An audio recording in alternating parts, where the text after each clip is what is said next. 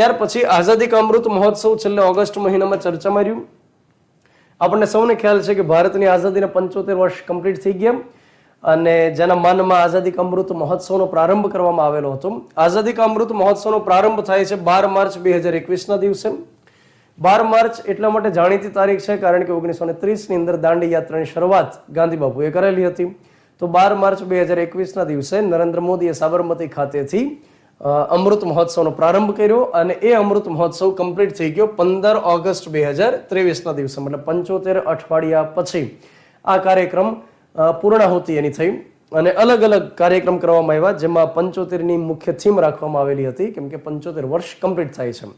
અને હવે ફોકસ કરવામાં આવે છે @2047 ઉપર, મતલબ કે આઝાદીના 100 વર્ષ કમ્પ્લીટ થાય અને આ જે સમય છે એને અમૃતકાળ તરીકે ઓળખવામાં આવી રહ્યો છે.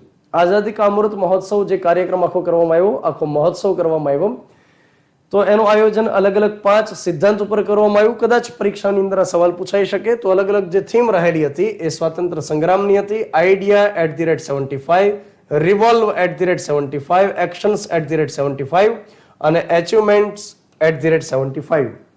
જ્યારે આપણે આઝાદી કા અમૃત મહોત્સવની વાત કરીએ તો એક મહાનુભાવને પણ યાદ કરવા જોઈએ જેનું નામ છે મહર્ષિ અરવિંદ ઘોષ.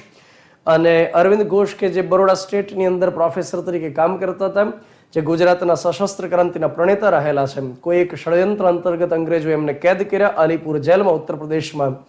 એ એકાંત કેદમાં રાખ્યા અને ત્યાં આધ્યાત્મનો અનુભવ થયો. ત્યાર પછી વર્ષ 1926માં પુડુચેરી ખાતે એક અરબિંદો આશ્રમની સ્થાપના કરે છે. તો મહર્ષિ અરવિંદનો જન્મ થયેલો હતો 15 ઓગસ્ટ 1872 ના દિવસે. તો 15મી ઓગસ્ટ કે જે આપણી સ્વતંત્રતા માટેની તારીખ છે એ આ મહાનુભાવની જન્મ તારીખ પણ રહેલી છે. સાથે આપણે એ પણ યાદ રાખીએ કે 15 ઓગસ્ટ માત્ર ભારતની આઝાદીની તારીખ નથી, એની સાથે બીજા પણ કેટલાક દેશ છે, જેમ કે ઉત્તર કોરિયા છે, કિમ જોન ઉન જે લુટકા જેવો છે એમ. ત્યાર પછી દક્ષિણ કોરિયા, બહેરીન, એક નામ થોડું વિચિત્ર છે, લેચટેનસ્ટીન, આ દેશનો પણ સ્વતંત્રતા માટેનો દિવસ રહેલો છે. તો પરીક્ષામાં આમાંથી એક વખત સવાલ પૂછવામાં આવેલો હતો.